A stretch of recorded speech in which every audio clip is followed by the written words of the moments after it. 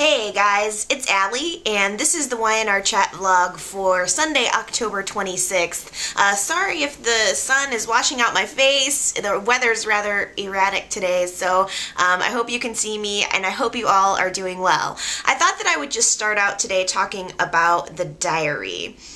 This whole situation, I feel, is a powder keg just waiting to explode. There are way too many ways that this could go wrong at this point.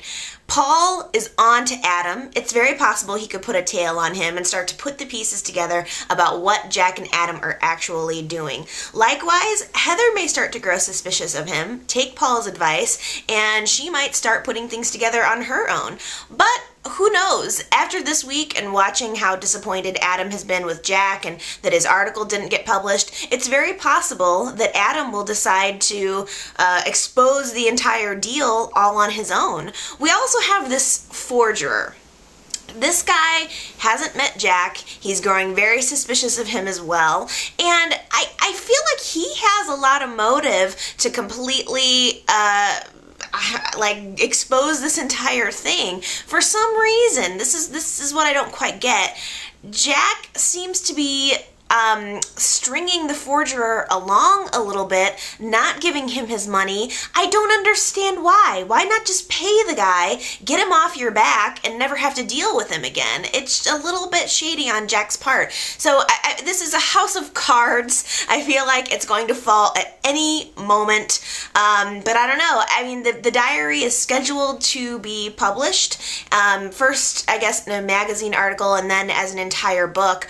Another thing I don't understand is, what does Adam think he's going to do once even if his article was published, what is he going to do once all of this information gets out into the public? Heather is going to realize that Adam has been lying to her on one level or another, and he's going to lose her, which frankly, I think that he probably deserves to at this point. Adam is totally out of his mind. I think he's gone over the edge, and I don't know. I don't know what he's possibly thinking. And as for Jack, Sharon's gonna find him out. He thinks that he's being so slick, but she's going to be on to him. I thought it was interesting right at the beginning of this week, I think it was on Monday, Sharon had caught him, she had got the phone call from the credit card company that Jack was going to be at that hotel, and she confronted him about it, sort of made a light joke about, have you been cheating on me? Why would you be at a motel? And Jack said to her, I would never do that to you. I would never cheat on you. So Jack would never cheat on Sharon ever, but he would lie to her over and over and over again. And that's exactly what's going to happen. And in my opinion, that's going to end up kind of pushing Nick and Sharon together in the near future. So thanks, Jack. You wouldn't cheat, but you would lie.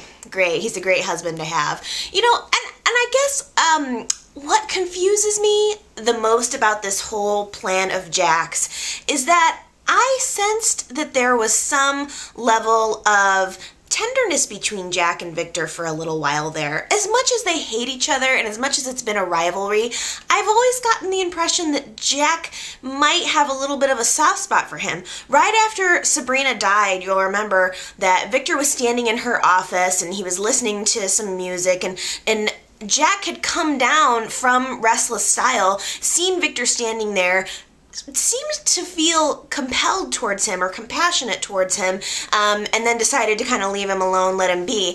Maybe I misinterpreted it. Maybe it was Jack going to rub something in Victor's face. Who knows? But I thought that there was a little bit of compassion there from Jack. And so, I mean, maybe it was the fact that Victor loaned Nicholas the money to buy Restless Style that just put all of that nonsense out of Jack's head and just had him decide to go on full force. But Jack's got enough going on right now with the possible Jabot takeover. I don't know why he's bothering with this. I mean, Victor lost his wife. I mean, I don't know.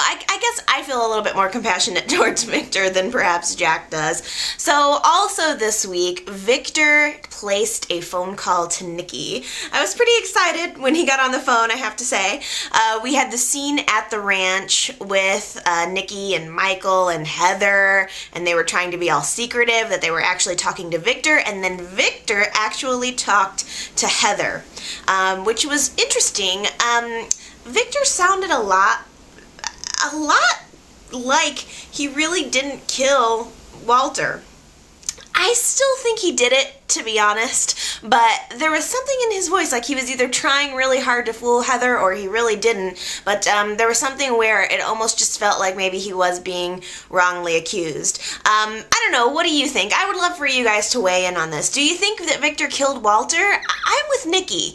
I just don't see any other way around it. I mean, you're gonna tell me he was sitting in a bar for weeks waiting for the guy? He was gonna take him out on a fishing boat. He comes back dead? I mean, what else could it possibly be? What was he going to do to Walter? If murdering him was not his intent, what was Victor's intent in getting on the boat with Walter? I can't think of any other explanations, but maybe you have some.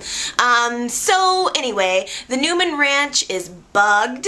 Now we find out. The scene with Phyllis and the sweets was so fun. I really enjoyed that. She was like making love to those, all of those, what do you call them, gondolas? I don't know, what do you call it? Those like long chocolatey donuts. She's like practically making love to them. Heather and these two guys were on the other end listening to the surveillance. Heather's face was beet red. It's like she's such a kind of a nerdy girl in so many ways, and I think that was very embarrassing for her.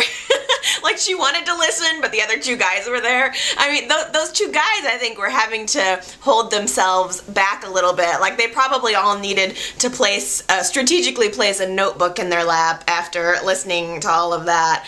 But it was kind of fun.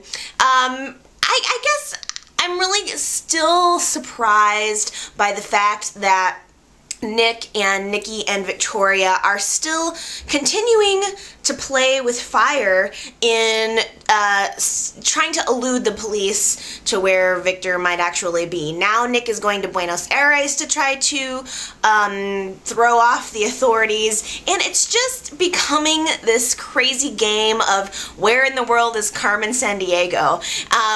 It seems like Victor is, I think we found out that he is actually in France somewhere, but the fact that the family continues to put themselves in danger in order to protect them, I think is not necessarily the wisest idea, and certainly it's not what Victor would want. Victor is full aware of what the danger is, what the authorities are wanting him for. He knows what he's doing, I assume. I mean, he's wily. He may have been unstable, and he had that fainting episode, which I think was mainly related to him not eating, but I think he knows what's going on. I think he's able to protect himself, and it concerns me that the rest of the family continues to put themselves in jeopardy to save him, but I don't know. Maybe we're gonna get a little bit more insight this week, because the final scene on Friday was Victor going to the confession.